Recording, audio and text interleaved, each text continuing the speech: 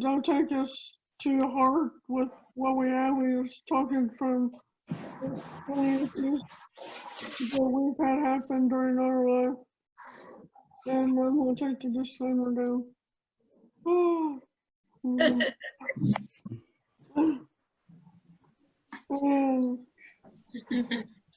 welcome to everybody, and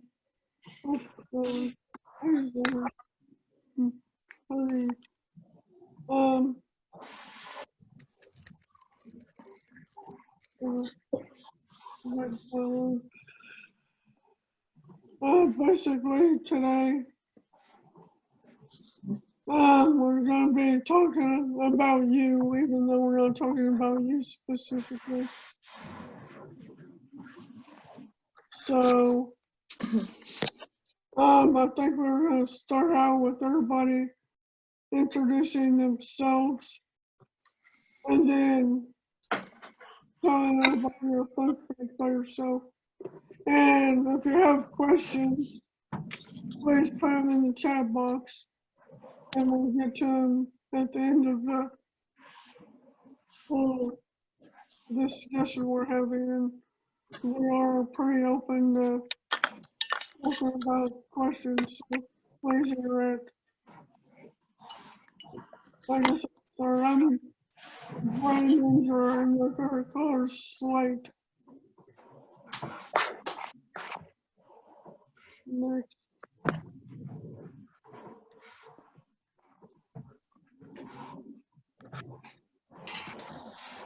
Is Eddie gonna start?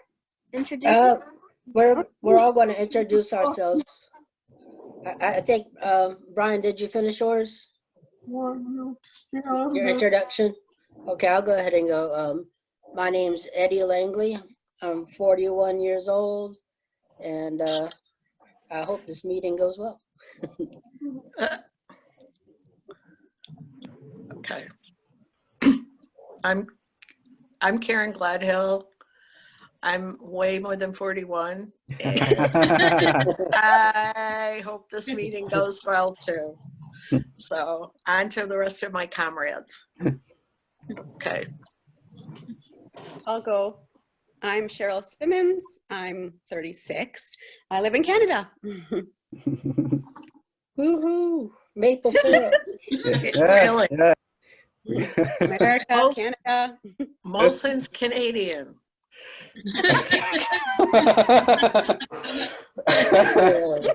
This is Labatt's. Oh, Labatt's, yeah. We actually live only about an hour and a half from the border, and when my brothers turned 18, they would every weekend do beer runs to Canada. Okay. we Horrible. Steve, you go next. Okay, I'm Steve Schluter. I'm 32 and I'm from Michigan. Awesome, I'll go. My name is Emily Mello. I am 32. My birthday was just April 3rd. And I will pass the baton to Christina Marie. Oh, okay. I don't know if you can hear me or not. Yeah. Can you hear me? Yes. Yeah, we can hear you. Yes. Hi, I'm Christina. I'm 29. I was 30 and I live in Indiana. Nice. Glad you could make it. Nice to meet you. Yeah. Hi, I'm the other Christina. I'm 31 and in South Carolina. Yeah. Hi. I'm glad to see you again. Yeah, met you last time. Yeah. You want to pass it on to someone? Sure. Sarah and Jana. All right. I'm Sarah Healy. I'm 36 and I live in Minnesota. I'm Jana Healy. I'm 36 and I also live in Minnesota. Duluth. Yeah. Wow. Imagine that. Huh? Y'all must be twins. Yep, we are. Could have fooled me. Good to see you, John. Say again? I was saying it's good to see you here. Oh, Yeah. I tried to sneak in here. This is Saturday. I'm laid back in my recliner, as you can tell. But my name's John Sanders. I got a son that's 14, fixing to be 15. He's stage 5 kidney failure. Mm. So yeah, we just hang out looking good. That's it. That's the way to do it. live. Nice to meet you. Mhm. Nice to meet you. Same Nice here. to meet you.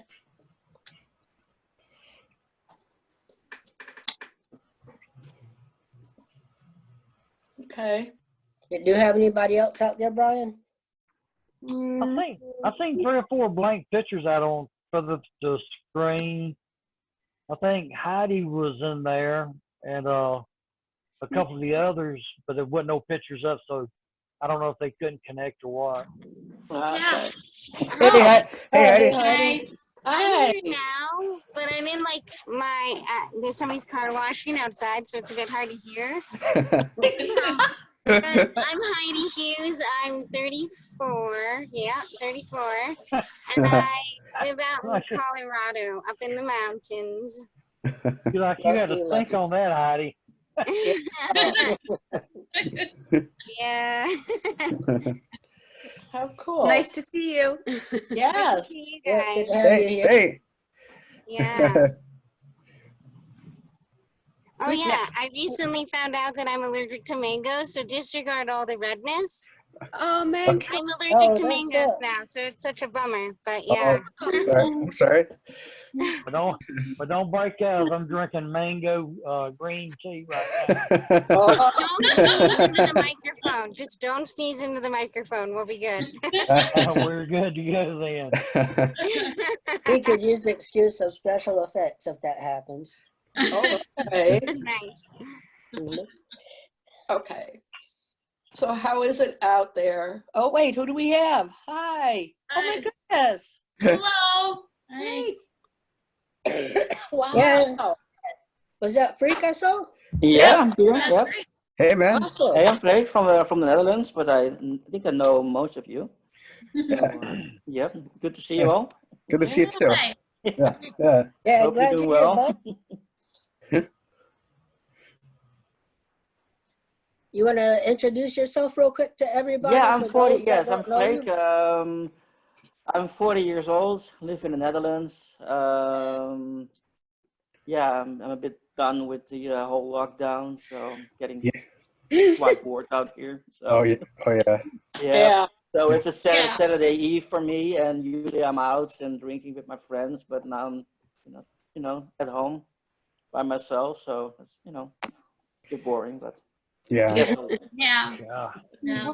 So, What are you talking about, man?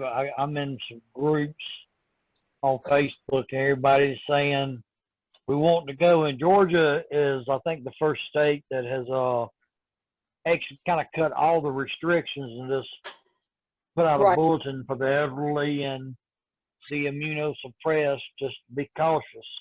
Yeah. And we got people that's still fussing. I'm like, hell, if you want to go, go. I don't care. So, but I'm wanting a damn taco so bad I can't see straight. I understand. I hear you, man. No, it's funny. It's Yeah. funny when you crave, Yeah. It's bad. No. Okay. Eddie. Is that everyone? I think there's one more.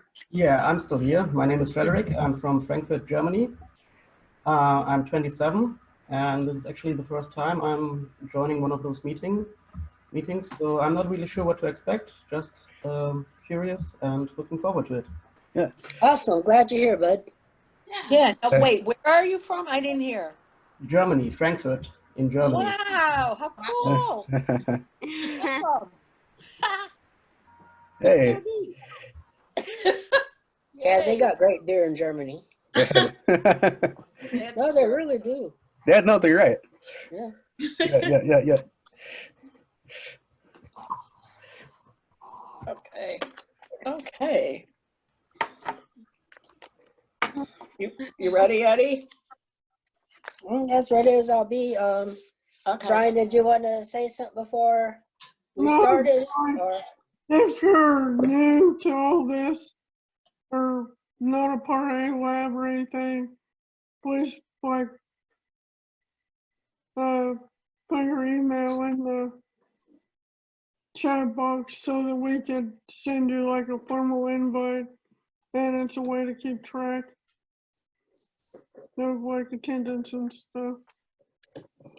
And if you enjoy it, to come back. Yeah. Or just Okay, like me on Facebook or something. That's a good way to. this is my son Camden. He snuck up. Hey, He hey, left what? the PlayStation alone. Hey, Hi, man. Camden. hey, Camden. Nice to meet you. Here, right? He's kind of in shock right now because he's never seen this many cystinotics at one time. Oh, It's just a handful, buddy. yeah. Just a handful right now. But I made him. He's cool. I met him a couple times because they go to a hospital that's not real far from me, so I could go and meet him for a little visit sometimes. Fantastic. Awesome. Yeah. Is Camden on dialysis? I know you said stage 5, but I'm not sure what that means. Yeah, he's stage 5 kidney failure right now. Yeah. When And, what was your question? I missed it. I wondered, when I was like diagnosed, they didn't have stage 5. They just would tell you, what your kidney function was. So I wondered. His kidney function is between 14 and 15%. We already got our donor. We've already got our donor. So, okay, that's great. Oh yeah, that is great news. That's fantastic. the lady that babysit him, and I really, applaud her. She's the one that really saved his life. I mean, because she really, we didn't know, he didn't get diagnosed till he was 4 years old. Yeah. Wow. Okay. Wondering why he was throwing up, and I feel bad, but it's like I told Eddie, I didn't know. But I mean, he could throw up on demand. So we thought he was just getting pissed off and gonna throw a temper tantrum.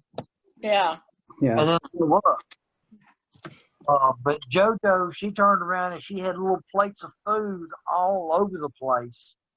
So everywhere he went, he had food in front of him. And she got him to walk. He's never had rickets. He has really, wow. Other than, the cystine, I mean, he's done good. I mean, he's short, which, all the cystinotics are short. Yeah. Yeah. And, but other than that, I can't say anything bad. I mean, really, he has managed the disease very well since we got everything leveled out. He does have a stomach tube. He has never, and I mean never, been in the hospital for cystinosis. Well, that's fantastic. Yeah. Yeah. So, they say that there's different mutations of cystinosis. Don't know. But right. If it is different mutations, I sincerely believe he probably has the lesser of the evil. That's what I had. I didn't get diagnosed. Well, again, I'm the oldest around lately, and I never got diagnosed till I was in my 20s, but I had what they called intermediate cystinosis. I mean, I have the kidney trouble, I have the eye trouble, but I didn't have it when I was young. So, are you tired a lot? He does, but they stay up late playing PS4, so they wake up. So I never know. Okay. Because when, when the kidney kind of goes, it makes you tired. So, Yeah. Oh yeah. yeah. I know you didn't say your age earlier, but you probably, I'm 55. Okay. I'm still way older than you. I don't know. I don't think way older. Okay. Maybe, I mean, less than a decade, right? I'm 67. Okay? Oh, I thought you were 61. Oh, thank you. You have Karen, you look like you're in your 50s. Yeah. I know, right? Yeah, you I mean, That's the good thing about cystinosis. We all look so young. I know. My daddy thinks I'm very young too, until I can't get up off of the floor or whatever. But yeah. Are we all ready to get started with the? Oh yeah, the sorry. meetings? Oh no, you're fine. One more introduction. Eddie. Sometimes these little tangents are good for everybody. I'm sorry, what was that? Eddie, it's Cheryl. We just have one more introduction. Maya joined. Oh, okay, awesome. Woo! Hey, Maya. Hi, everybody. How are you? I'm just here for a couple minutes, see what you guys need from me, and just to say hi. I don't want to interrupt your meeting. You're welcome to stay. I think we're pretty much good. We got everything here we need to talk about. We had a little nice tangent hearing about Camden and John Sanders with their first call with us. So I think we're groovy. So if you have anything to say or encouraging words or, whatever, go ahead. Well, I mean, I'm just excited for all the things that are happening in the next week. The sessions is happening. The podcast will be out. Yeah. I love the memoriam, the pictures that you're collecting. I mean, I think all the projects are fantastic. So I just want to remind you guys, whatever I can do ever to help, just yell. And how are you doing? We're okay. We left New York City when the pandemic started, so we're out on Long Island, so out in the country. I've been working in my yard and my porch all day, so I'm doing okay. Nice. Yeah. It sounds nice. And that project, the Memorial Project, is set to be released sometime on May 7th for the Cystinosis Day. And we have over 30 pictures so far, which is amazing. Oh, wow. Yeah, that's thanks to Emily Mello. She's really good at tracking those down. But Todd, you can go out on my page and grab one at Camden anytime you want to. Oh, these are for everybody, people with cystinosis that have passed already. So we're kind of honoring those that have passed. I do remember that. Yeah. You can't have this picture. Yeah, no way. Something you might keep that one away. We had worked on the research project that they did up in Boston, the myopathy study. I don't know if any of you took part in that one, but that same center, we were also trying to work on developing a study to collect information from family members of people who had passed so that we could better understand what had happened. Yeah. It didn't quite get off the ground, but Colleen and Shay were had names and lists. So at some point you might want to touch base with them because they might be able to help you reach out to other families, and vice versa. We might want to revisit that project and see if they're still interested in doing it, because there's probably really important information that maybe we could generate if we're in touch with people. Okay, yeah, we got that list from Colleen. Oh, good. What, 2 Okay, days so ago? we're probably 3 days working ago? the same. Emily would know when we got it. Oh, it was a few days ago, I know, but yeah, it was very helpful. Good. So just to think about, we had started a sort of very medical set of questions to ask people what they remembered and if they had medical records, to see if we could just sort of understand better what was going on.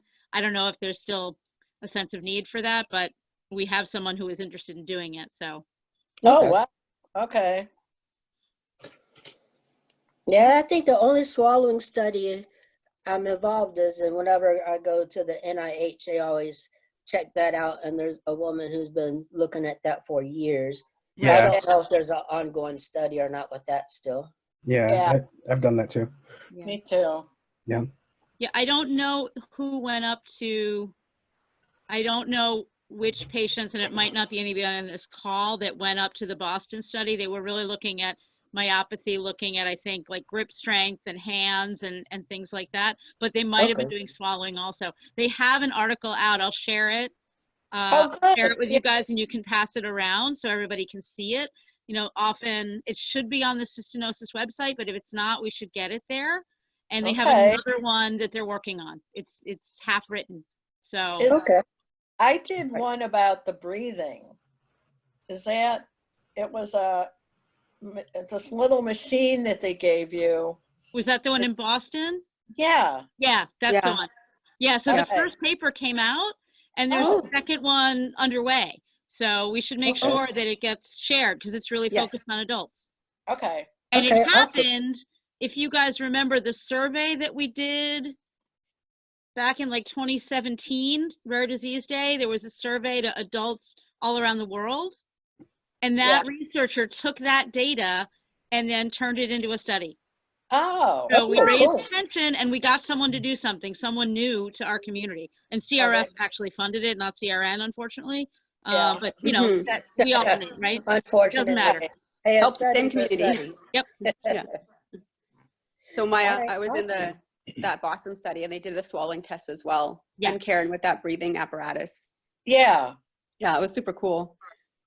Yes. No, and I don't know if they're still recruiting, but I can write to the researchers and find out, because it might be, if they are still recruiting, we could do a better Yeah. email blast now, I think, because you guys are in such good touch with all the other adults. Okay. All right. That sounds Sounds like great. a plan. Awesome. And let me throw one more thing out there too. Is probably a few of y'all know it in here. It hadn't been very widely broadcasted. But Todd Bradley, he's been in the hospital since the 1st of January. Yeah. What happened? Mm-hmm. He come down with some type of pneumonia, Oh no. and he's been in and off the ventilator so many times. And the reason I'm giving this information out now is because I've been in close contact with his mom. Yeah. And I actually got to speak to Todd the other day. And me and him did our little plan. I'm going to kick you in the ass when I see you. Blah, blah, Good. blah. And then Good. call Missy and say, hey, I talked to Todd yesterday and he was doing great. She goes, well, he's back on the ventilator again. I'm like, Oh, no. my God. Yeah. So, Oh, you know, boy. Missy is losing. His mom is losing hope now. And I'm like, no, can't lose hope. Stay, you know. So, if y'all would keep Todd in your thoughts. Yeah. He, even though me and him has never met, he and I talked about almost every night. Good. That's And, so nice. He's a real good friend of mine. Think a lot of him. Same Yeah. thing with Eddie. You know, Yep. me and Eddie, we talk probably once a month. Sometimes more than that. It's according to what his sleep pattern is. That's true.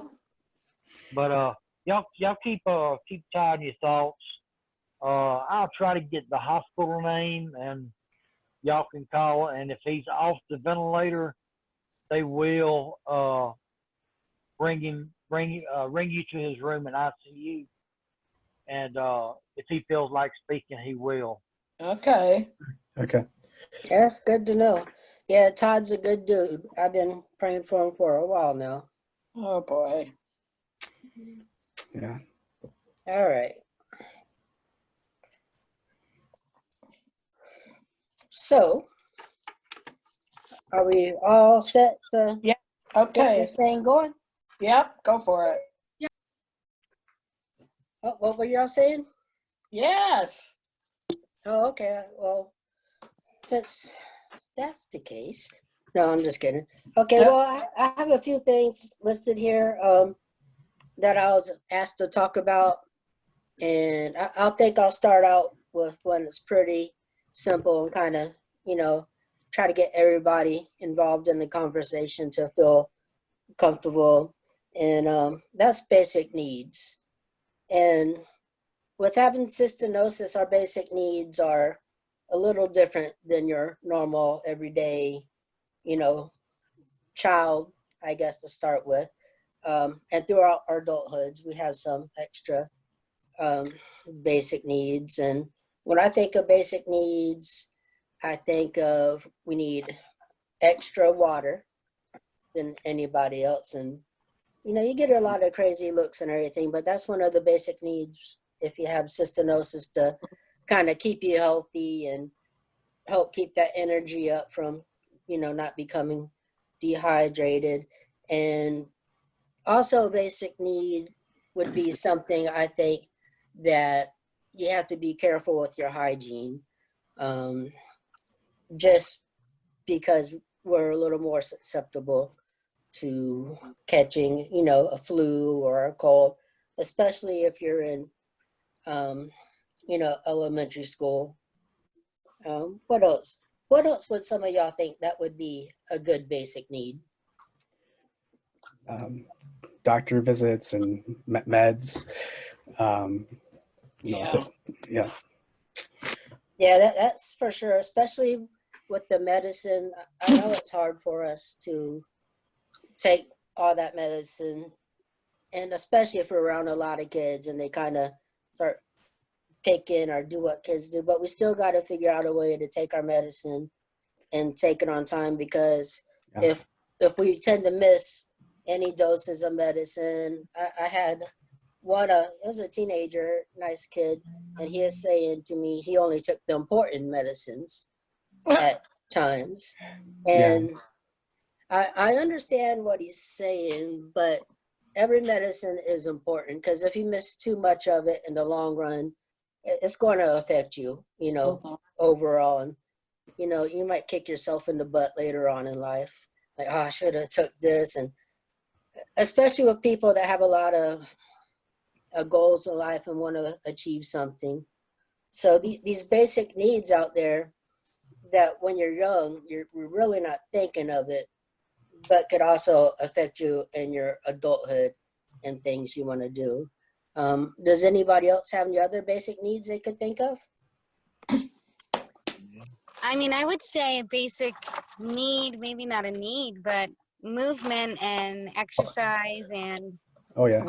I think that's a necessity for everybody. Oh, yeah, for sure. That's for sure, yeah. But Yeah. I don't know if you'd call it a need, but definitely you Well, need to be. I think it's a need, because, when you're young and you're a child and you're growing, it's important to build up some muscles and everything. And especially with cystinosis, we have the muscle wasting going on. I've always been an athlete from my childhood until I probably got lazy around 35 or so, but I'm getting back into it. But no, Dr. Gall even said with my career, I was doing was real physical, on your feet all day and sometimes longer.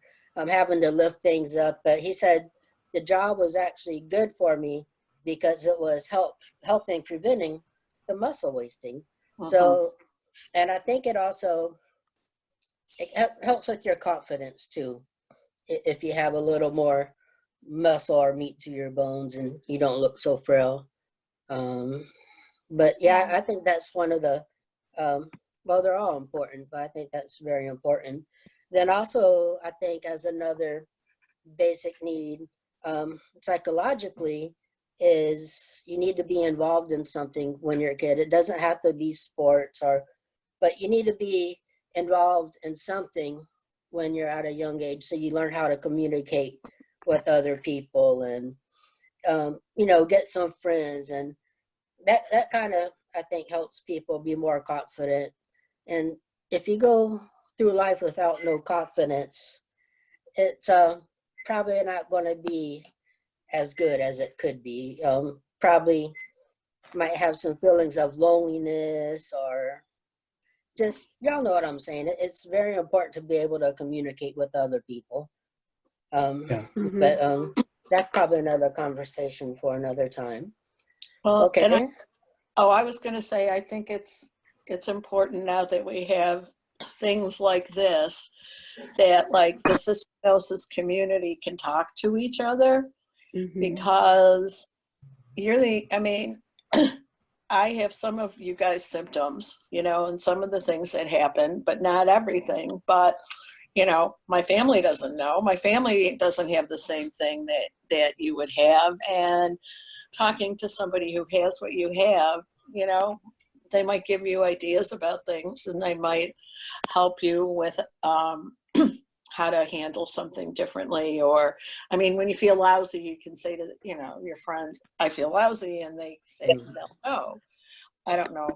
I'm kind of wondering, I'm sorry, but I think that having somebody that has what you have and talking to them, like I have a big kidney foundation group that talks about transplants, you know, with the weird drugs or the drugs that you take for transplants. And sometimes you get weird side effects. And, you know, you say to somebody, I have, like, my hand is like all shaky or whatever. And they go, oh yeah, you know, that goes down when your dose goes down, you know, of some medicine or. Right. Yeah. Yeah. No, I hear you. That makes total sense.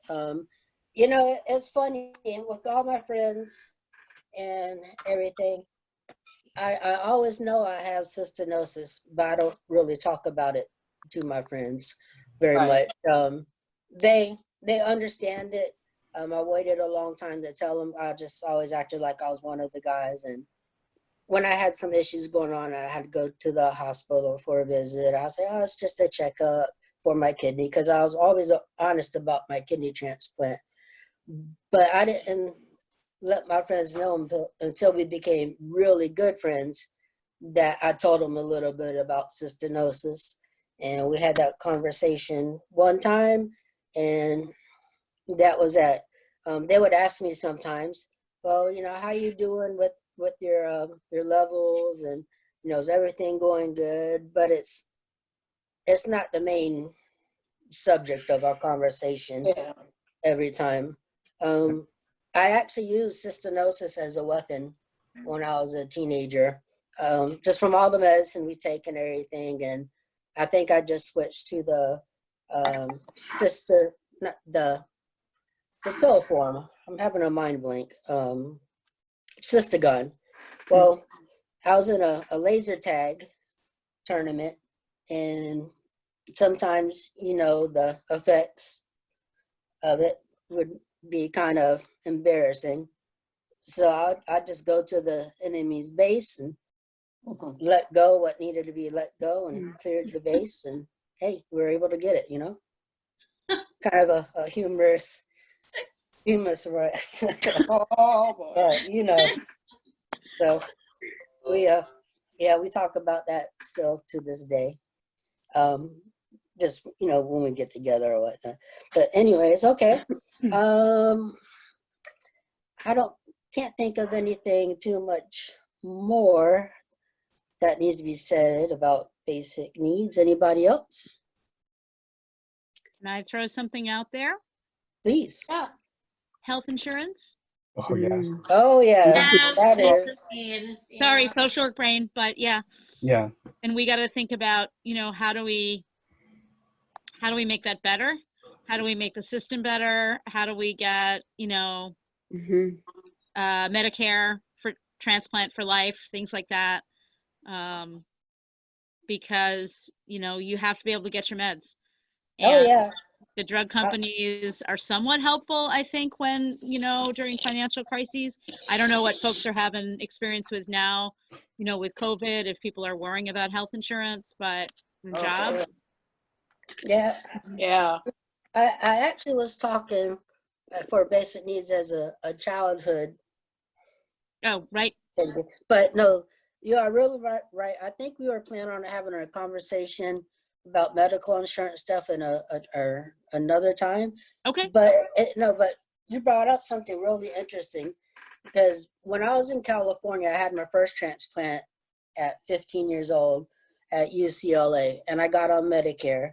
And the social worker there says, you'll never have to worry about not having Medicare. You will now have it for life. Well, for my third transplant, I was at a dialysis unit, and the social worker there freaked out because I already had Medicare. And you would think in that profession, they would be happy. They wouldn't have to do paperwork or whatever. I said, well, I was told I was going to have it for life. There's never been an issue. So what's the problem here? So she actually was trying to get me off of Medicare because she thought I didn't have the right to have it. And so, yeah, she went to her boss, and then we had a big meeting with Medicare and everything. And they said, no, he's fine. He still, you know, has his Medicare. But with situations like that actually come up kind of, I don't know, I never thought about not having Medicare, then that whole thing, but I still have it. But when I was working, I still had Medicare, and I mean, through everything. Yeah. So it's interesting. I think it depends. It may be a fluke. You might just have been lucky. It may be also depending on how it was applied for. If you're a disabled child, or like they apply as you're a disabled adult rather than just based on kidney disease, because kidney disease, it ends 3 years after transplant. Yeah, right. Mine did. Yeah. Yeah. Yeah, But I've had some weird situations where the person qualified for Medicare under some other basis. Oh. So they were able to keep it. Or sometimes people just check the wrong box and hey, it's still in place. And I wouldn't mess with it either. But yeah, right now, for most people, it's 36 months after transplant. I never became labeled as disabled until I guess when I started dialysis, and it was just a switch of a letter to change the classification on my card. It was really hilarious on how easy it was. But I was, like I said, I was 15. I had nothing to do with it. But I think she was applying, I don't know if it's through cystinosis, because it was an uncurable disease, and the classification of it, that, you know, because back then people were still dying pretty young and everything. But I don't know, I think it's really interesting, but I've heard so many horror stories and everything. I'd like to work on something to try to help make that part, you know, better and a little more comfortable. Karen, you do a lot of work with the Kidney Foundation, so you could probably tell us a lot more. No, not anymore. I did for a while, but our Kidney Foundation kind of bit the dust for a while. So we have something out of like Albany, New York, but our local one just reopened again. And I really haven't done too much, but I was going to say that if you have any issues with, you know, if for your like Medicare or whatever, that my advice is always to talk to like a professional, which would be like you, Maya, you know, if you have a problem. Yeah, because the systems are crazy, you know, you have to go to somebody, you have to go to somebody who knows what they're doing. Yeah, and the ESRD networks can help sometimes because they deal with care. Like there's lots of different, you know, resources for, you know, folks around. Obviously, if you run into difficulties, right? But I think we have to think about, you know, think of all the things that, you know, have changed over the years with cystinosis because of patients being, you know, advocates. And so I think, you know, Medicare for life is one piece, but also just a better healthcare system in general and a better health insurance system across the country. And probably, you know, we might be in a moment in time where that's going to have to happen anyway. So it'll be interesting to see, but, you know, and look, it's going to affect kids and families as well as it's going to affect, you know, adults. So. And when I went to a rare disease week, I had a little packet that I kind of made up on my own to pass to the senators or who not, but of course it was their aides. And I got interest from one of them, and he was really excited and everything, but he's not in office anymore. But maybe I should share that with everyone, what I put in there. But there's some people out there in position that actually care about this problem and they're really interested. But right now in politics, it's just crazy out there. So I don't know. Yeah, maybe we save that for 2021. Yeah, there you See go. where things stand. Not do it in the next 6 months. That'd be a little too quick. All right, so does anybody have any questions on basic needs? Okay, cool. All right. So next, I'd kind of like to talk about the importance of education. You know, not just kindergarten to 12th grade, but, you know, there's different kinds of education. Of course, there's college, there's hands-on experience. There's just so many ways that you could get an education. And I think with cystinosis, we need a good education, not just for, you know, finding a better paying job or whatnot. You could do it to help you feel, you know, something to be proud of or whatnot, but it'll also help us comprehend when we're talking to our doctors and maybe understand a little bit more of things they're saying or they're trying to tell us. And I know a lot of kids struggle with the education at a young age because there's so many different factors. I mean, they're not feeling good a lot of times. Maybe they haven't had any experience with being around crowds or talking with people. There's also bullying that could kind of affect your education. And I think there needs to be some ways that help them develop more as a child, and then they're transitioning into their teens and to their adulthood. But I guess this is going to kind of coincide with the differences between being dependent and independent. Of course, we all want to be independent, you know, and from my point of view, I think everybody would like to be independent, but with cystinosis, it affects everybody in such a good way, and it's just some people can't be independent. So, sorry, the people that are dependent need some things to kind of help keep their confidence boost and have them involved in their own care. I guess another issue as far as, I guess it'd be considered education, is there's some adults out there that don't know the medicine they're taking. They don't know how to make a doctor's appointment, and they don't know how they'll get to their appointments. And with cystinosis patients living longer, parents are getting up there, and it's just a part of life that there's a good chance that some of the parents that are taking total control over their child's life, you know, be a child or adult, they'll be gone one day.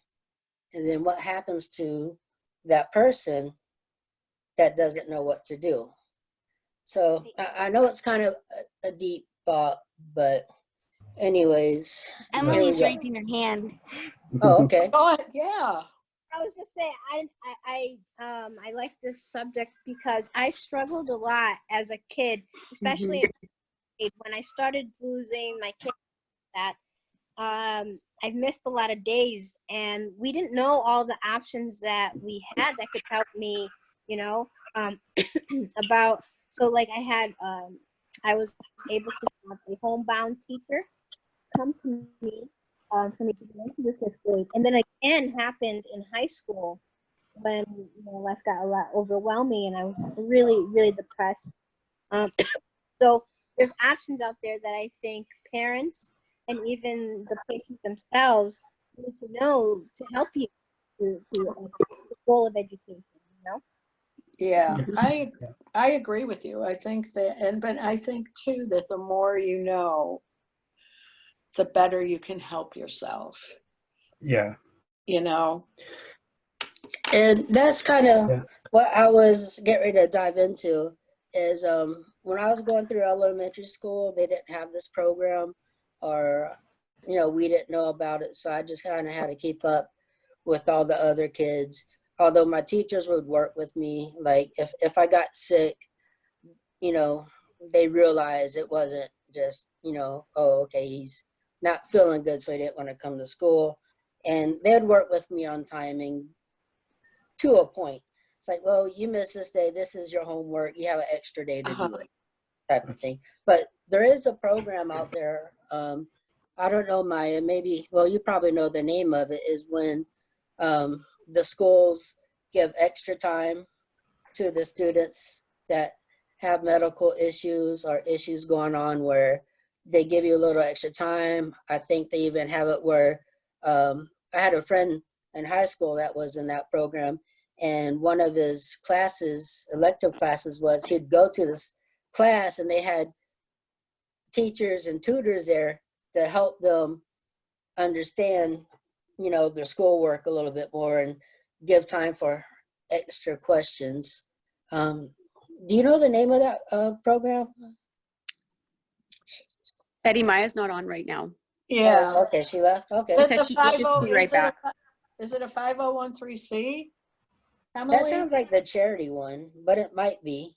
That's not. Oh wait, no, you're right. No, that's not the right letters.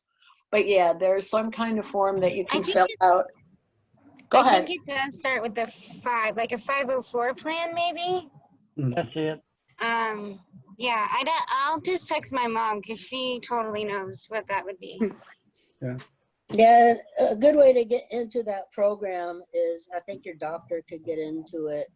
Of course, social workers are always good at that kind of thing. I think if it's a great idea, and then you'll get a little bit of personal contact with other people, which is a good thing always. But I just think the further you go in education, rather it be at an actual school or just learning things hands-on, it kind of helps you comprehend things a little bit more and understand what's going on around you.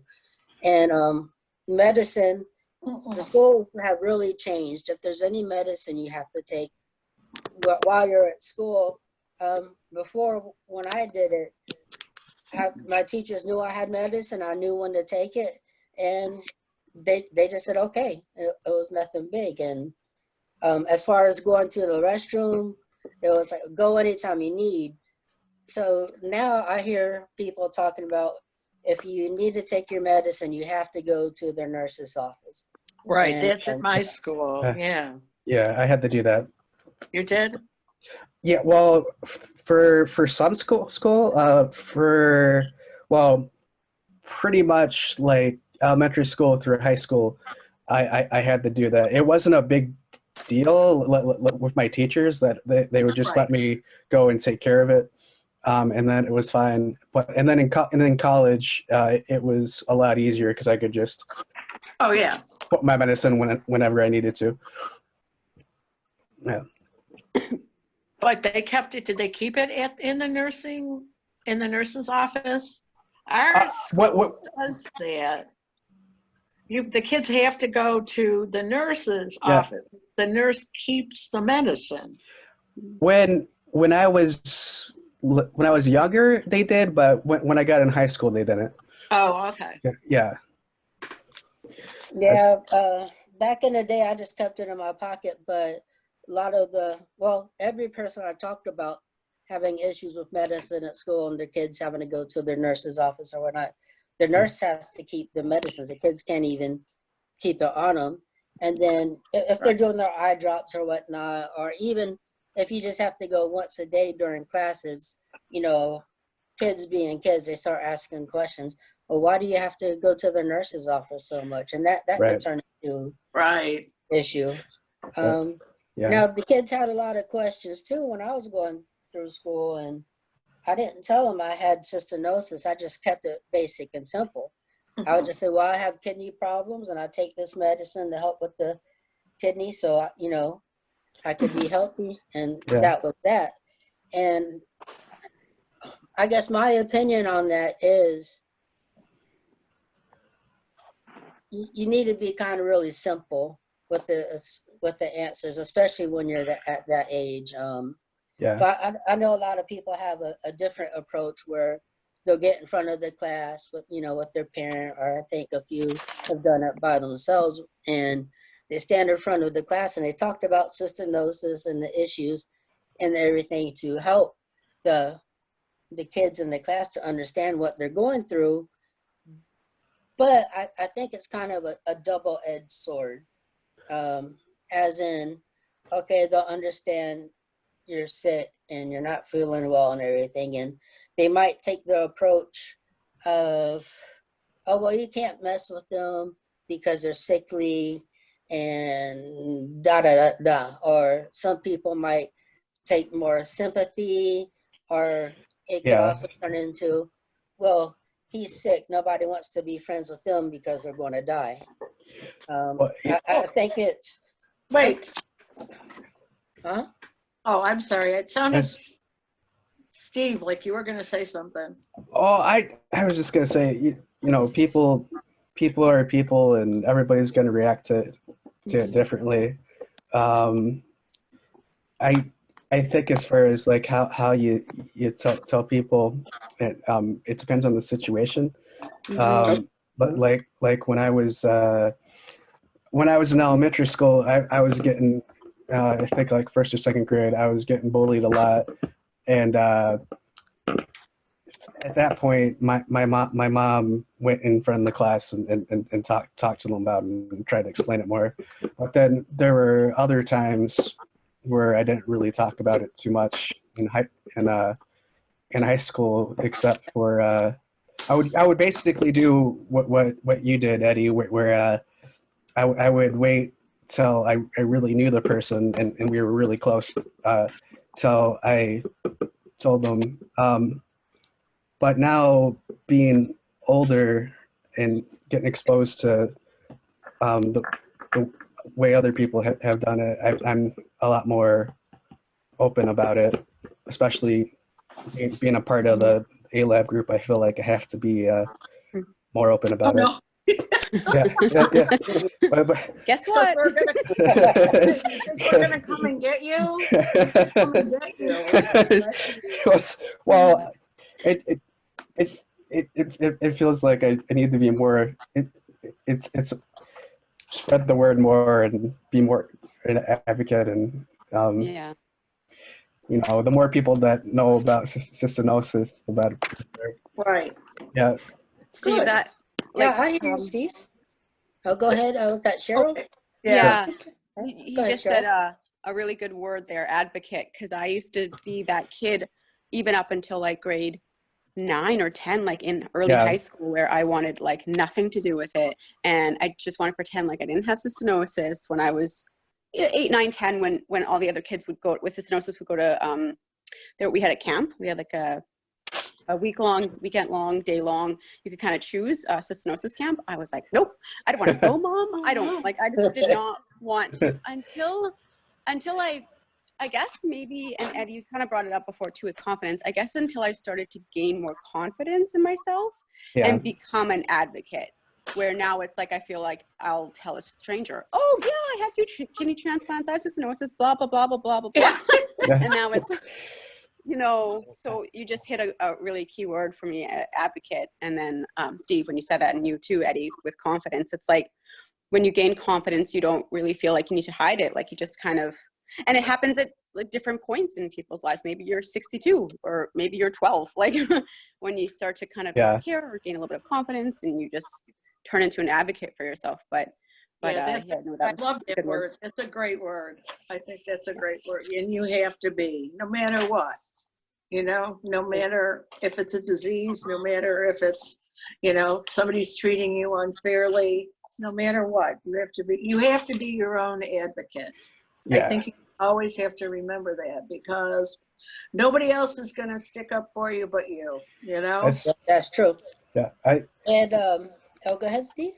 Oh, the other thing I wanted to mention, it kind of goes back a little ways, but it was about the dynamics of the parent-child relationship.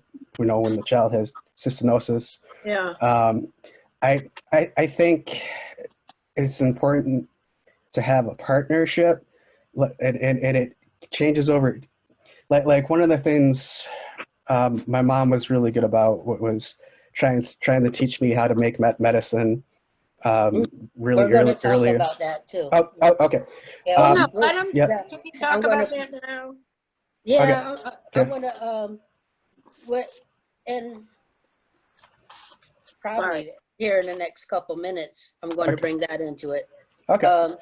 But as far as being an advocate and everything, I think we all should be advocates, and we shouldn't be scared to talk about our conditions and everything. But also on the same note, we need to be careful of who we talk to it about and tell them what it is, because sometimes it won't work out for you, which will be probably after I talk about medicine and mixing in with education. So I'm not quite done with that. Okay. Is there any questions so far of what we spoke about? Okay. So that's how I think you should, when you're going through your elementary years, you need to kind of tell them as little as they need to know, because you don't have to explain a whole thing to a kid. They just want to know if he could play or not, you know? Is there any left? Can I have it? You saying something, John? Oh, I'm sorry. I thought I had my mic muted. Oh, you're fine, man. I was just making sure. I want to make sure everybody could get their 2 cents in, you know? I think my mic Christina. is muted. Christina. Yeah. I'm sorry. I got disconnected for a second, but I was gonna say, you were talking about like childhood and dealing with peers.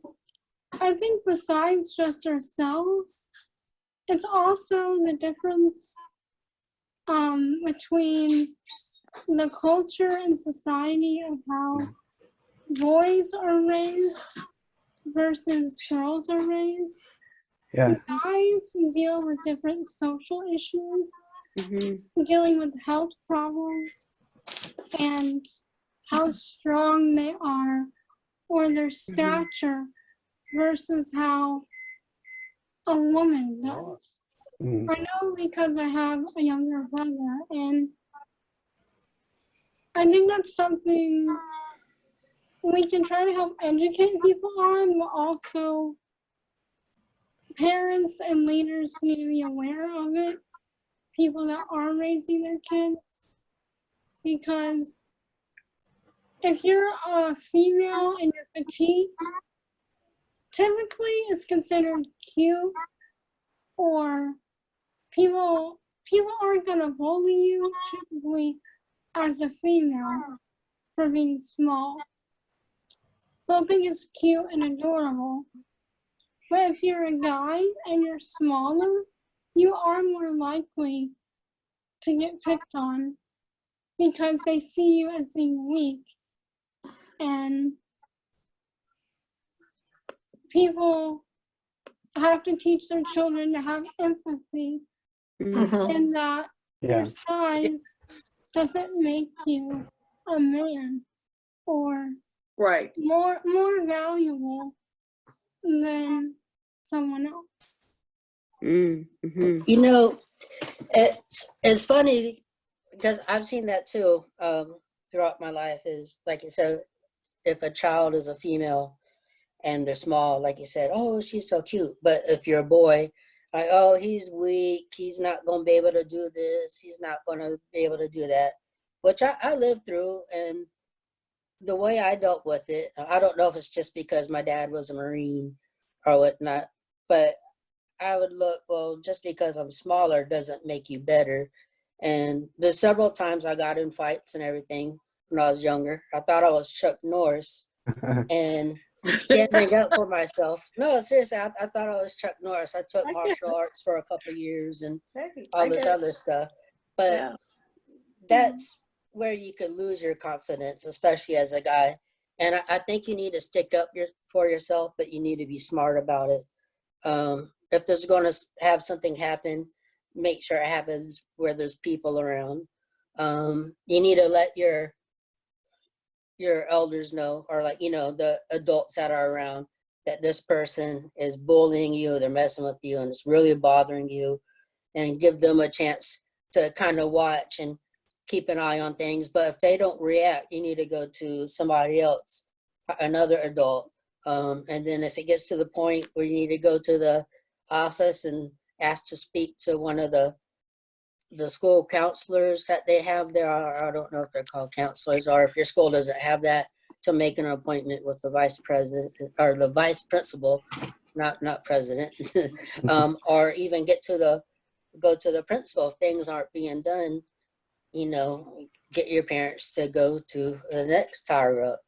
But you just got to let everybody be aware of it. But you have to stand up for yourself. I know now that it's a lot of mental bullying going on, I guess. Just messing with your mind, through social media, or just if there's a lot of kids around, they kind of pick you to make everybody laugh. But you got to come back with some comebacks. And I know a lot of people are going to hate what I'm about to say, but if they try to fight you and they throw a punch at you, you need to learn to fight and protect yourself and hit back. Because if you never stick up for yourself, that's going to affect the rest of your life, and you're always going to have a doubt in the back of your mind.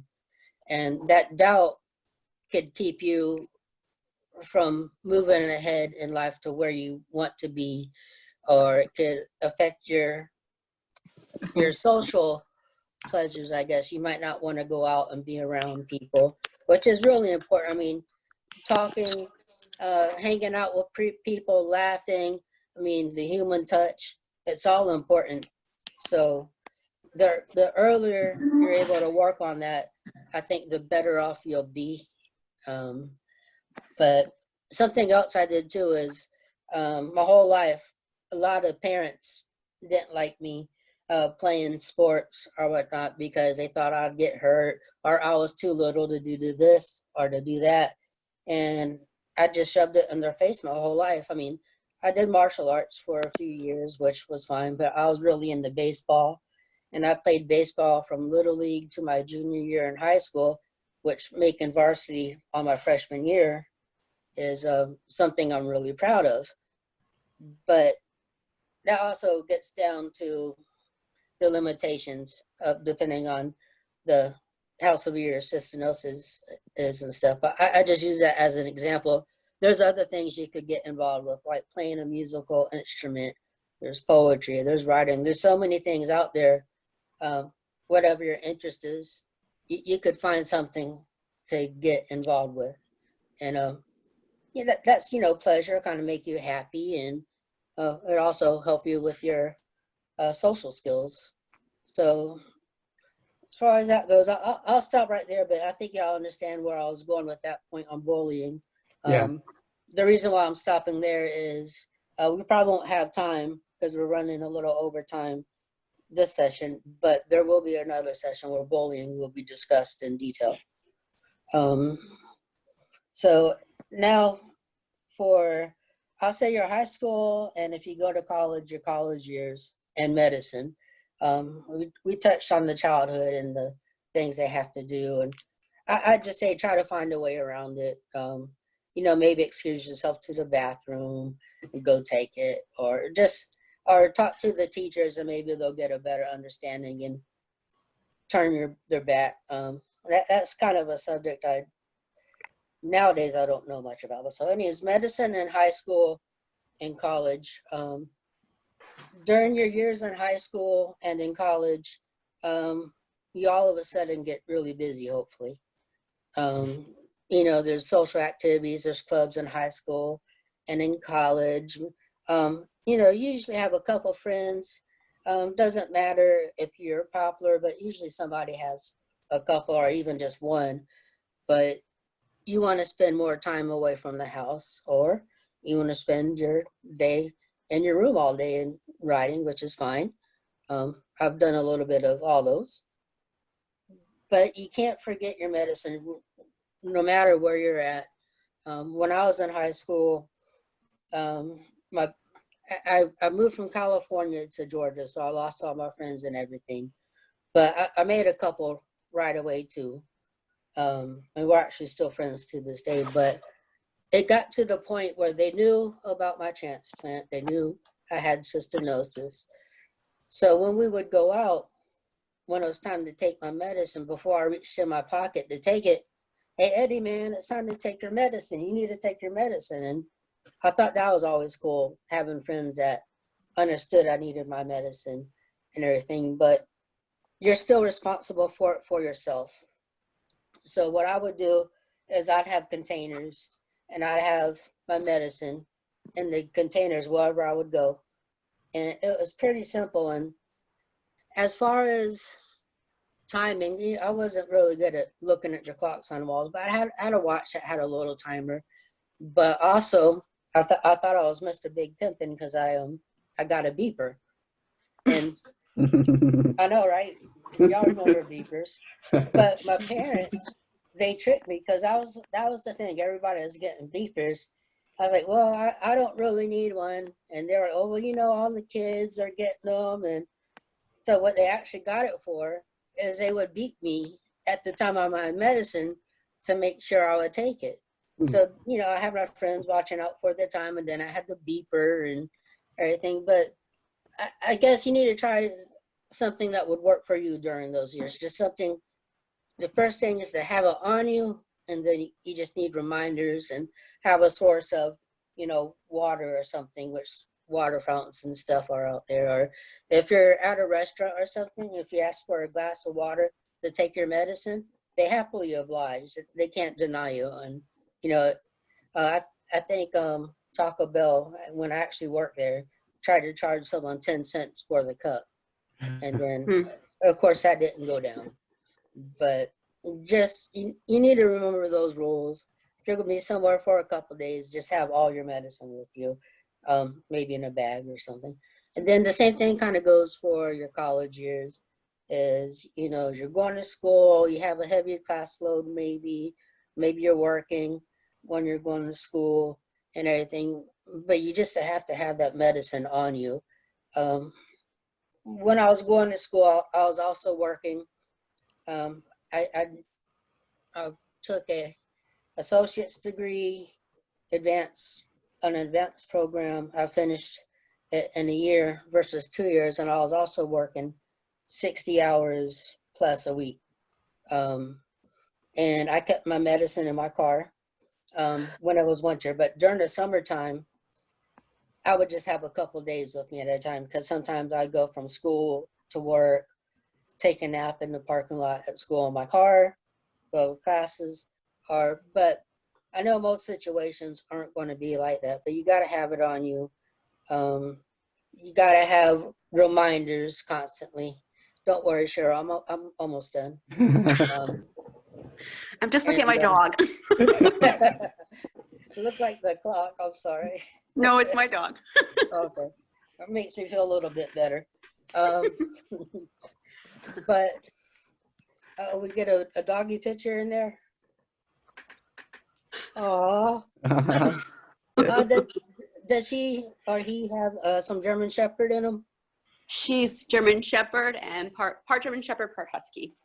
Okay, yeah, I noticed some of the features of the German Shepherd. Here you go. The tail. Are happy. Sorry. No, you're fine. You know, I'm insane about animals, especially dogs and especially German Shepherds. But anyway, it's just medicine is our lifeline. And if you miss it once, there's a chance you could go into rejection and mess a lot of things up, and it'll take a while to get back to where you were. Or some people miss their medicine sometimes and nothing happens, but more of a likely situation is your numbers will get messed up. You have to go get more blood work, maybe stay in the hospital for a day or two before they know what's going on. And which is going to kind of bridge me into employment. And I think this is a really big issue because you made it to high school and, you graduated, maybe you haven't, or maybe you got your GED, everything, but you made it to this point and it's time to try to get out on your own, or if you're dependent, you can still do these things. And hopefully it's ingrained that your medicine this is the most important thing I have to do. And some places of work, you could probably just take it at your desk and be fine. But if you're in another type of job that's more physical or whatnot, like myself, people will feel uncomfortable if you're taking medicine right there with, food and everything being around. So, and also I'm going to include doctor's appointments and work with this too, is to help the situation between medical appointments and work and not having to take time off. Is I'd get a job I'd be at during the afternoon or into the night, and I'd have all my doctor's appointments in the morning. And sometimes that didn't work. I'd have to schedule whatever. And work would get curious sometimes, and only if they knew really how many appointments I actually had. But I just say, oh, well, I had a kidney transplant and it's just checkups. And that was cool with it. Or most of the times they were cool with it. But if you have way too many, things could happen that you don't know about. Next thing you know, you're signing write-ups or whatnot, or missing too much work, or having to take too much time off. Anyways, I know I sound like I'm starting to ramble on, but anyways, when you choose a job, you need to be realistic about it. As in, what you could handle, and you don't want to go take a job of something that's going to be hard on you and you cannot handle, because when it comes down to it, whoever you're working for, they really don't care if you have a disease, transplants, or anything. Their bottom line is if you could do the job. So you don't want to go and get a job that's unrealistic for you where you can't handle it. And then, you get fired and get all disappointed and things. So if you want to get out there, be independent, get a full-time job, and kind of, I won't say lead your own life, but get out there and just do it. Make sure what you have in mind, what you want to do is realistic to you. Again, comes to different phases, or not different phases, the different types of cystinosis and limitations, everything. And then, if you're dependent on somebody, which, I think would include money, a roof over your head, and just helping in a lot of things you can't provide for yourself, is there still things you could do to make a little pocket cash or whatnot. There's babysitting, there's pet sitting, or there's all types of things out there, but you want to try to get a little bit of your own, just so you have, some spending money and saving up for something. But it's,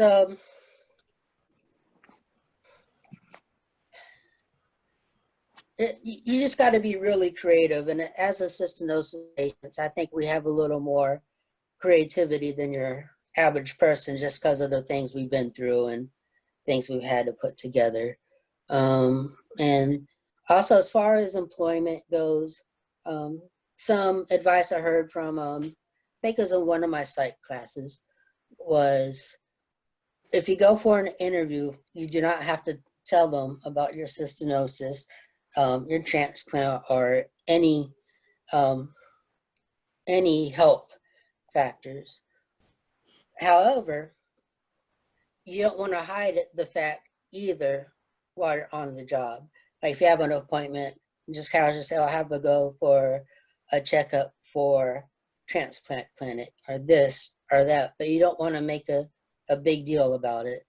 I never use the word cystinosis because I made the mistake of saying it once, and the word scared my boss. And then they looked it up and even made a more.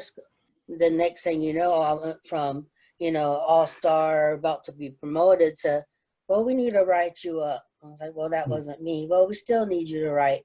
And so I guess when you get the job, and if you see any signs of this happening, you need to go to your human resources and say, I'm doing my job, I'm doing it well, and I had a doctor's appointment. I don't even think you need to go into details there, but this has started happening, and you need to make them aware because they are there to protect you. Eddie, I just want to say, Cheryl, it's a really interesting topic and a really important topic because I've had, like everyone has kind of different experiences or opinions, but for me, like you, it sounds like I've been pretty open with my employers in the past, and it's fared well. I think they've appreciated knowing sort of what, like that word cystinosis, right? Like they kind of stare at you blankly or they seem scared. Right.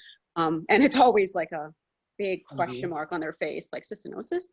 But I think for me personally, it's fared very well because in my very first career, I ended up going through my second kidney failure. So it was really good that I was transparent off the bat so that when I approached them with like, this is what's happening, they knew full well. There were no question marks. There were no like, what are you talking about? So I think for me personally, it's fared very well, but I know that's not the case with everyone. I just think like, and like you say too, you don't have to, I've never said it in my first interview. I've never been honest, like in that, or sorry, I shouldn't say honest, but transparent right off the bat. Because for me, like probably many others, it didn't affect the way I worked. I mean, you have your or not your transplants, you have your appointments, you take your meds, but when you take your meds, it doesn't really affect your job necessarily, depending where you're at with your health. But I've always been personally like very transparent, have said, it won't really affect my job at all, but this is what I have, and I like to be honest and forthright at the beginning. So for me, it's fared well. So it's a very interesting, I'm glad you brought that up because it's a very interesting topic with probably several opinions. No, Karen, for sure. Karen's, I think, talking. Karen. Eddie, I have a comment on that too. For me, when I was younger, I used my wheelchair all the time. So when I went to a job interview, the first thing they saw was my wheelchair and not me as a person. Yeah. So the first thing I have to explain there, why I was in a wheelchair, and and also, well, I use the word cystinosis because then they know who they hire. Even if they Google it, it might scare them. But I was there to explain them and what these disease is about and what it does. And another thing, I think it's important to have your boss on your side because. If they like you and you do your work as you should, I think it's easier to tell them and why you're going to a doctor's appointment and why you have to get your leave. And another thing that a personal experience is the relationship with the human resources. They are not there for you; they are to protect your boss. So you have to keep that in mind. I'm glad you said that. Because it's true, and I know that they're there. They say that they're to protect you, the employee, but I think they're actually there to protect the company, and then, like you said, like the boss and such. Exactly. And so I of course, understand. you can go there for advice, but at the end, there, yeah, if it's get difficult, they will choose the side of your boss and not for you. So that's True. That's what I experienced. So yeah. And as far as that goes, Freak, later on in life, I started a work diary, and I would write the date and exactly the thing that happened, and that helped a little bit. Right. And, you know, because you have written things and you have all the details, and that really did help. Now, But Eddie, can I make one other comments? Because oh please. well, I work for I'm self-employed now for almost 10 years. I have my own company, and I think at the moment I have 10 employees working for me. But still, I have 2 business partners, and I still have to prove myself every day. At a certain point, I wasn't able to do my work anymore, so I took 2 years off, and after the 2 years, I was too bored and I wanted to get back to the company. So, but basically, they said no, you have to prove yourself first. So, at the moment, I work for 8 hours, but even that I am an associate in my own business, it's still difficult. Even if you have to prove yourself and every day, and you say that and show people that you know what you're doing, so they don't see your disease, but they see what you're actually capable of. I think that's the Right. important thing. And that's kind of why the way I go about when I go for interviews and then I work too is, and the reason I could tell something is up is I go, I get the job, and usually I don't have many appointments at first, and they'll all usually head once down the road, but you're treated like an all-star. That's just what I'm using, because you were so good at your job.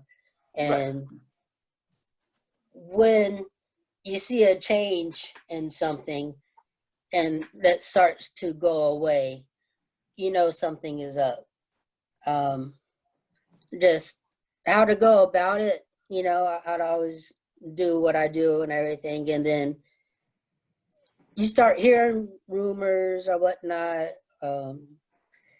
Your fellow co-workers, and once you see that whole scene changing, you kind of understand something is up. So that's why I say keep a logbook while you're at work. It helps, but it's not always a guarantee. I've been fired twice in my career because of the situations.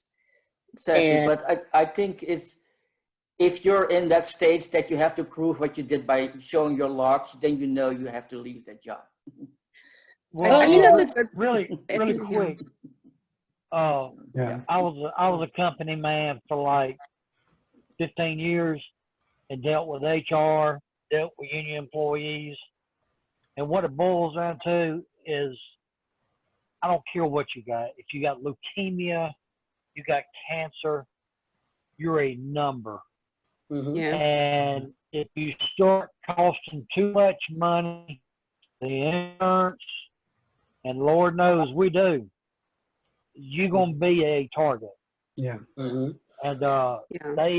they targeted me several times once I had my brain aneurysm. And then when I finally went out of work, they sent me to their psychiatrist, and he says, "Man, y'all lucky he ain't killed one of y'all up there. If all he's doing is slamming doors." But after 2.5 years of fighting with doctors, and their doctor said I was unfit to work, I was on long-term disability, they terminated me. Yeah. I didn't even have Social Security yet. Yeah. It took me another 2 or 3 years to get my Social Security. They don't care. You are nothing but a number. You can have cystinosis, you can have cystic fibrosis, neurosis, any type of rosis.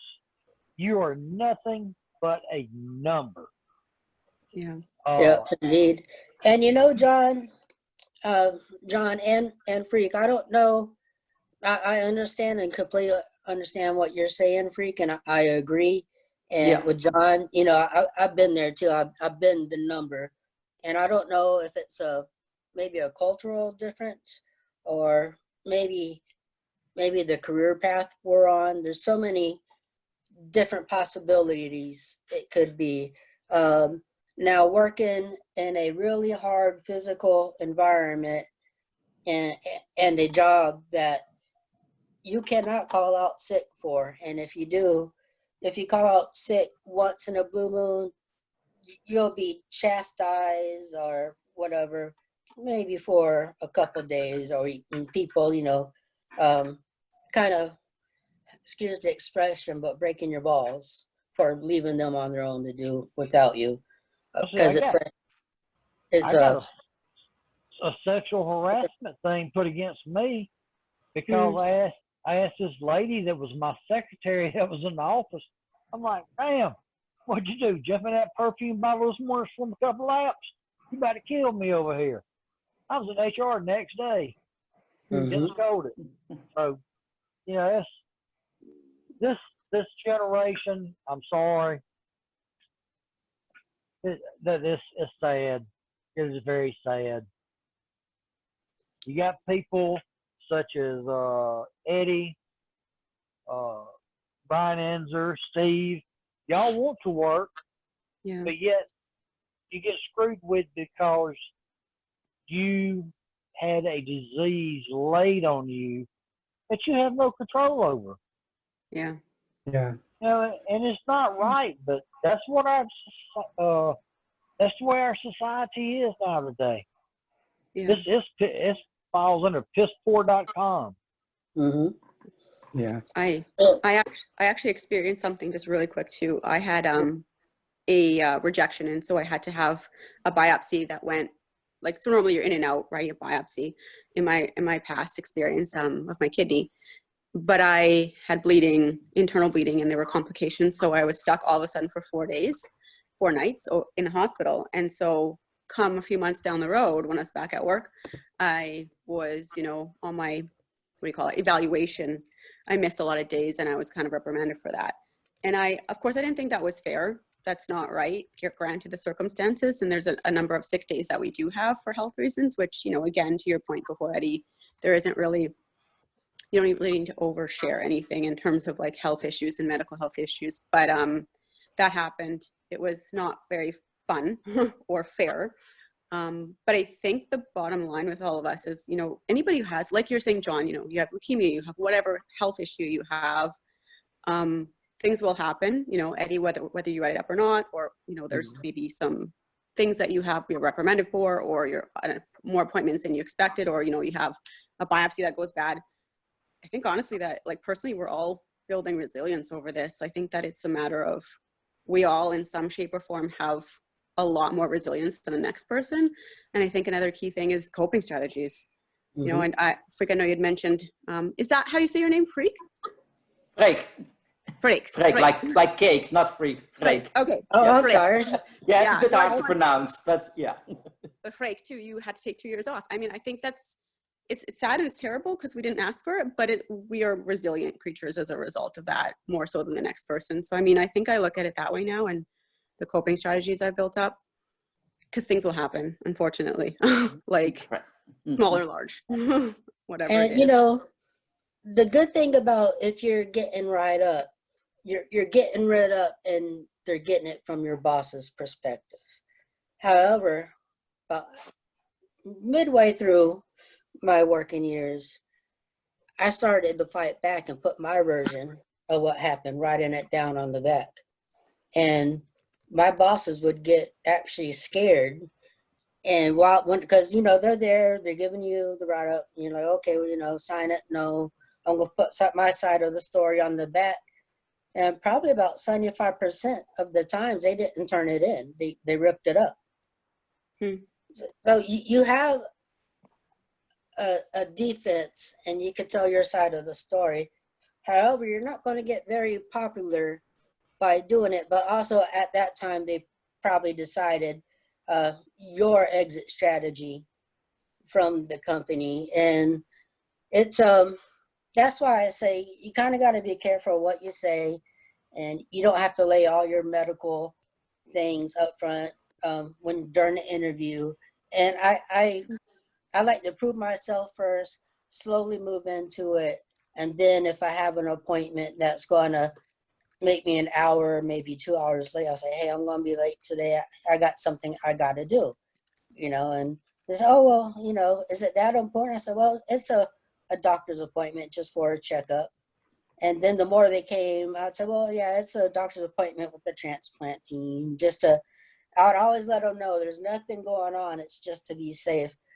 But I don't know if all the different industries out there are the same, because all I know is working in the kitchen is if you're down one person in the kitchen, it really does hurt the team. And I hated having to do it, but I was also good enough to where when I'd go in, I could catch up on my work really quick and be done in time for service or whatnot, which is kind of, you think they would recognize that, but I think sometimes they look down the road, what's going to happen down the road. Because, sometimes there's more important functions than others as far as the bottom line goes. You have a big company having a banquet, or somebody rents out the restaurant and they're spending tons of money and everything has to go perfect. And the more people you're missing on the team in the kitchen, it affects everybody and extra duties. And then, of course, they're going to have to bring somebody in for something like that. That's off work, and they'll have to pay overtime. And as John says, you're just a number. And if you're going to affect the numbers of making money, they're like, okay, we're going to have to do I something. agree. It depends on which area you're working in. I'm working in the IT. So basically, when I have to do my work, I have to do the work when no one's working. So usually in the evening or at night. So usually when I have to do my updates, I start at 8 p.m. and usually till 2 a.m. So I can go to the hospital during the day, so no issue there, and I can sleep in a bit the next day. So yeah. So, but I understand when you're in a kitchen, it's different. Yeah. And that's why I say is, when you pick your career path you want to do, make sure you could do it and rock it. And because I know it's a hard thing to think about, because we all have dreams and aspirations, or inspirations, excuse me. But we got to think if they're realistic. And it's kind of a hard pill to swallow. But if you want to do something, but in all honesty, you can't, maybe you could do something like make it a hobby or something, so you can kind of keep it happy. I know there's probably a lot of things you wouldn't be able to do, but try to find something that you can endure, something to help you. And you have to make yourself essential to whatever you're doing. Right. So that if they fire you, you will be missed. Yeah. Oh, for sure, man. So that you are not fireable. And that's kind of a funny thing to hear you say that, because there's been a lot of times I trained a lot of my bosses, and then after training my bosses, of course, I thought was, well, you know how to do this. We'll go ahead and have you responsible for this, and then kind of say, well, now that we have you, you could do the job you're supposed to, and I could do my job in the next. We usually have like an intern or some extern there, or just employees that didn't have the same experience, that I could start to teach them to make our team even stronger. And a lot of times they didn't like the answer. It's like, well, something like, well, there's so many people out there that work in kitchens. We could replace you, and just, well, you can try. And the responses are different, but some were quite funny. Some were made the argument a little bit, which never try to argue with your boss. I was kind of a hothead in the kitchen, but if you have reason to have another opinion, you need to speak it. Be honest, I guess. And, you know, I know I've talked a lot about more being independent. Does anybody have anything else to say or questions about being on the independent side? Okay, so now I'd like to touch on people that are in a situation of being dependent on somebody. Because we all, like us, all the different cystinosis genes out there or whatnot, and we're all different. Some people are unable to work. Maybe, like I said, there's a lot of adults out there that don't even know what medicines they're on and everything. So as far as being dependent in your medicines, it's really important that you try to learn what medicines you take and why you take them.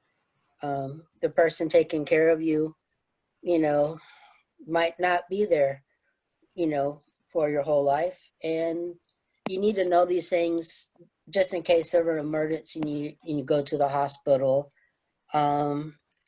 You need to know it just because in case the doctor gives you a new medicine and it might mix with one of your drugs and it could be a dangerous mixture. It's just important to know. So I'd say you need to talk to your caretaker and get them to go over your medicines and teach you that you know your medicines. You need to know why you take those medicines. And as far as being dependent, like I think I was saying earlier, there's things you could do out there under the table. Hopefully the IRS doesn't see this. But just simple little things where you can make a little extra money, and you could, you know, things you want to do, things you want to buy, you could save up and get those things. But also, if you're just doing these little odd jobs, you don't even have to charge if you didn't want to. Like if you're doing a friend a favor, they kind of help you feel, I hate to say the word needed, but just doing these things make you feel like you're a part of something. It is kind of a great way to fight falling into depression. You know, you could find, I'd say find people in the local area that maybe have the same kind of interests. Just there's things to do. Being dependent or independent, one's not better than the other, really. But you just got to find some ways to just enjoy life. And we're with the cystinosis community, and I'm thinking probably most of the world that has the rare disease patients, or I hate to use the word patients, but people with rare diseases have a little extra creativity because we tend to think more out of the box. And I think everybody needs to embrace that. And I know it's getting late, so I think I'll go ahead, and if anybody has anything else to say, questions, concerns, ideas, you know, we can finish her on up. And, you know, please tell us what you think of the meetings so we could improve ourselves and pass the word on to other people and let them know that these meetings are happening, and they could also watch the recordings of the meetings. Where is it at, Brian? Well, I can send people links. Okay. Everybody on here, just leave your email in the chat. So I guess you could sign up via email. I can send you a link if I have your email. And pass that on to other people too, folks. If they're curious about the meetings, if they weren't able to make it, they could send Brian an email and he could get it to you. But hopefully in the future, we'll have somewhere where you could actually go visit, correct? Just like message me on Facebook and I can like direct message a link. And yes, that is correct. Like, hopefully the CRN's gonna put them up on their, or Cystinosis Research Network, who is kind of a parent of having all of us assembled. So hopefully, eventually, all of these will be on their site. Brian, do you want to text your email, like in the group chat right now, so people have your email, Brian? That group chat we have right now? Yes. Eddie was awesome. Yeah, it is what it is. It's good to have these discussions. And we met Frank and Frederick. Yeah. So Frank, right? Yes. Okay. I'm sorry, man. When I talked to Kels, I met this guy at the conference. His name was Freak, and he's awesome. I said, I think we kind of look like each other sometimes in the pictures. Yes, we do. Yes, we do. Yeah. I was thinking that. Yeah. So I've been mispronouncing your name this whole time. I wish I would have known. That's okay. Every English-speaking person does it, so it's okay. Okay. Now we know. Like cake. Yeah. Never forget that. No, that's a good comparison, especially for somebody in my line of business, right? Exactly.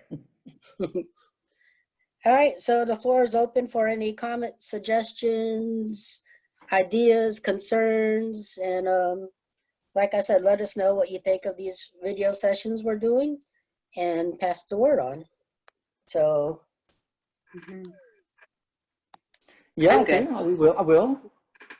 Maybe next time, if you want to involve some more European people, you should maybe schedule it a bit, earlier, because it's almost 12 o'clock for me, a.m. for midnight.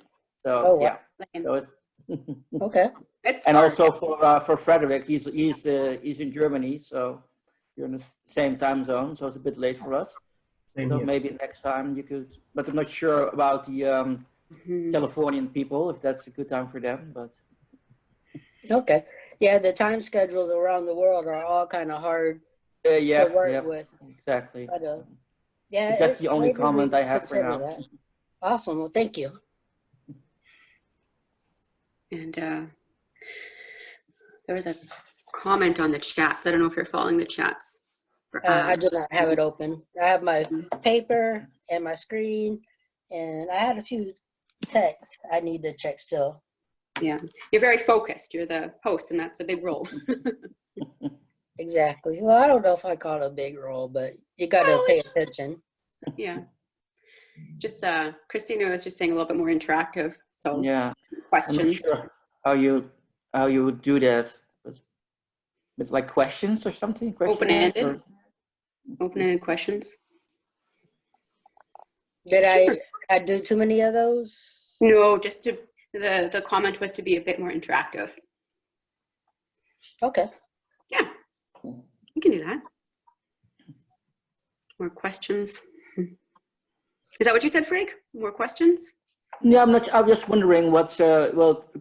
Christina. She said what about more interactive meetings? So I guess I'm not sure what she means by that. How you can do that? More questions, Christina? I guess I wasn't sure what to expect. I seem to be covered. Yeah, all sorts of problems, exactly. So that, yeah, for me, I don't really care a lot about these, childhood problems anymore, because I'm an adult now, and so I can see what Christina says here, and see she has speech issues, so other issues than kids have. Yeah. Okay.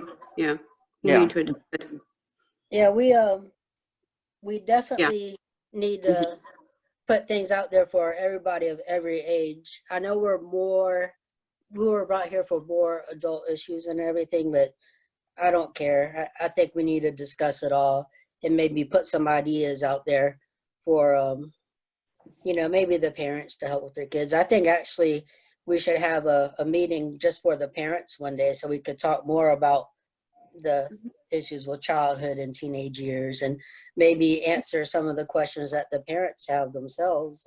Yeah, or maybe just some specific subjects regarding, finding a job, and maybe about speech and muscle waste, things like that.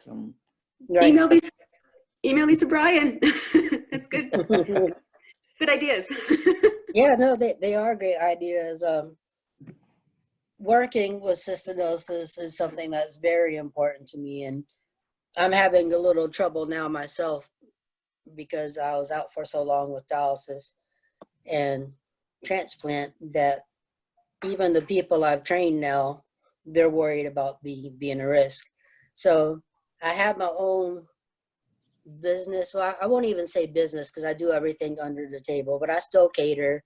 I'll do a personal chef thing once in a while. So I'm still involved in what I love to do, and hopefully do my own thing, whether it be a little cafe or a food truck. But yeah, I love to talk about anything that has to do with employment or finding work. I've had some strategies that really helped.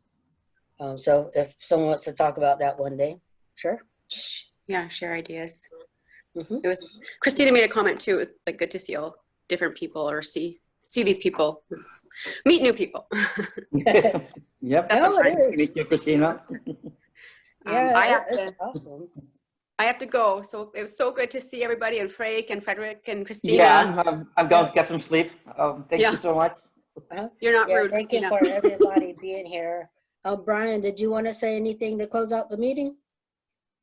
Just thank you for attending and participating as much as you participated, asking questions and just